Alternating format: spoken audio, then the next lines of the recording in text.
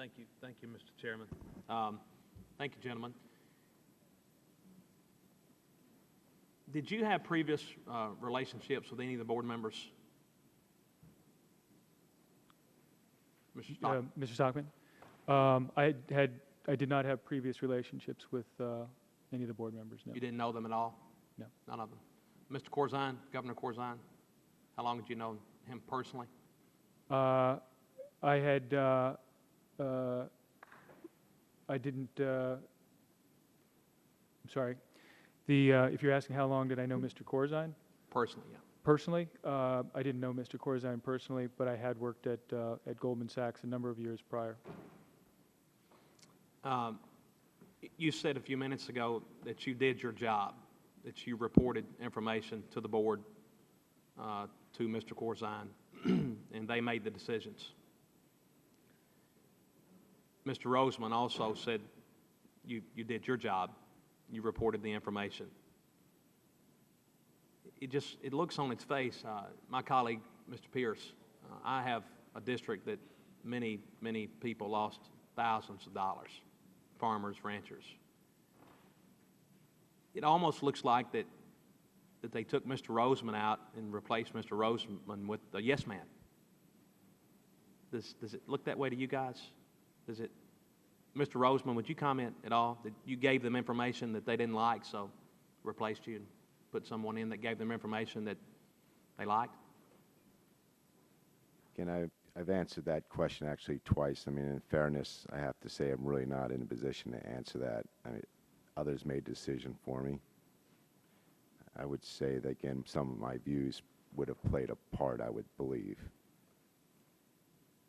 Mr. Stockton. And sir, I think as in my testimony, notes that when I joined the firm, doing deep analysis on sovereign positions in particular, I found the risks acceptable, and in particular, so did the board and senior management in terms of finding those risks acceptable.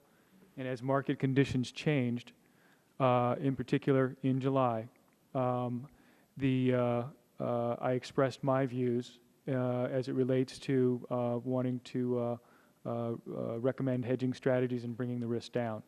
So I'd have to sort of make a difference. Take exception to your characterization of a yes man. So, in your opinion, that the margins, the money was there to cover the margins on whatever the recommendation was? Correct, although to be specific, our Treasury and Finance area would have represented that because that is their first line of business. But you would know in your position? No, you wouldn't know? Oh no, I understood, but ultimately our Treasury and Finance area is responsible for the liquidity. In the notes that were produced, the member writes about his negative assessment of MF Global's risk management. He writes that MF Global is betting the house, so to speak, in their current approach to risk management. Both of you, do you agree with this assessment? And was Mr. Corzine betting the house with European debt RTM portfolio? As I mentioned before, through the genesis of the 9 months that I was there, first 3 or 4 months, I would have to say the idea of betting the house was an inaccurate or not a depiction that I would represent, and that as the risk profiles changed in the marketplace, that the same transparency and assessment and analysis and informed business judgments were made at that senior management level. And let's not forget about a sophisticated board being, the balance between John and these decisions.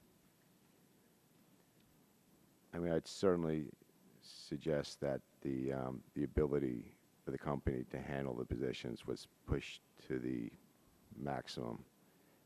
And as I outlined before, under adverse liquidity conditions or scenarios, it would potentially put the company in harm's way. Okay, I yield back. No more questions. I thank the gentleman, and